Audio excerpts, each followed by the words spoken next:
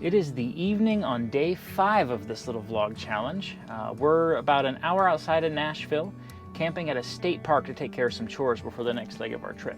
I wanted to take a minute and tell you that I'm so grateful for all the kind things you've said about what we've posted so far, and for all of your comments and for subscribing. Right now there are 190 of you subscribed, and that's honestly really fun for me.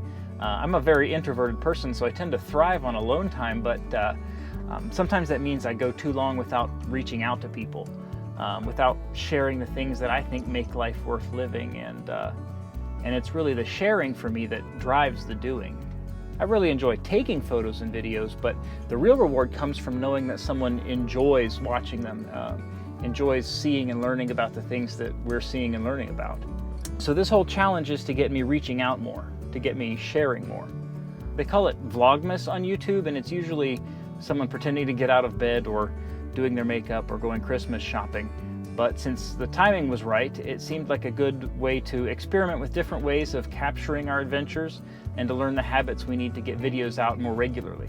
I hope you all got to see the fun we had yesterday in Knoxville. It felt so good to be out traveling again, really traveling with Sandy's work and with the oppressive summer heat that we had in Richmond. It feels like it's been ages since we've gotten to do this the way that we really love to, which is just to roll into some new town and find out what it's all about.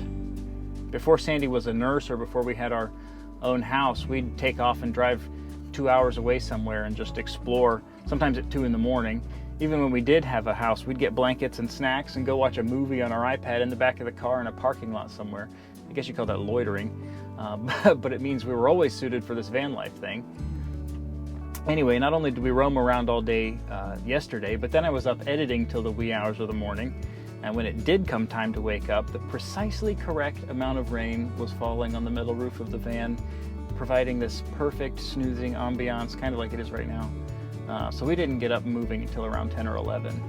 We finally got the van cleaned up, and I made Sandy the rest of our lengua tacos from last night in Knoxville and a few eggs, and she called ahead and found us a really cool site here at Edgar Evins State Park in Tennessee, overlooking the lake.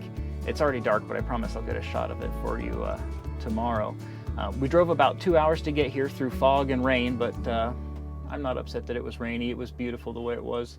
We're here mostly because we need to do laundry. Instead of paying a coin laundry in town somewhere, showering at the gym or showering in here and then having to dump our tanks somewhere and pay to do that, we can pay to stay the night here and have and take care of all of that and plug in while getting to spend a quiet night somewhere out in nature.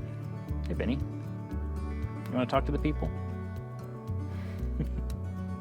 We've had nice hot showers and we have the electric heat running since we're plugged in, but it's dark now and still raining. I got soaked plugging in our electric and filling up our water tanks, but it's slowed down to a nice pitter patter now. That'll sing us to sleep and we'll get back at it in the morning. I need to get Sandy out for some exercise. She's practically climbing the walls in here, so stay tuned for that tomorrow. We're going to get some rest and get back at it. I hope all's well for you out there, and I thank you again for watching and commenting. It really does mean the world to me. You might be watching this in the morning, but for me, good night.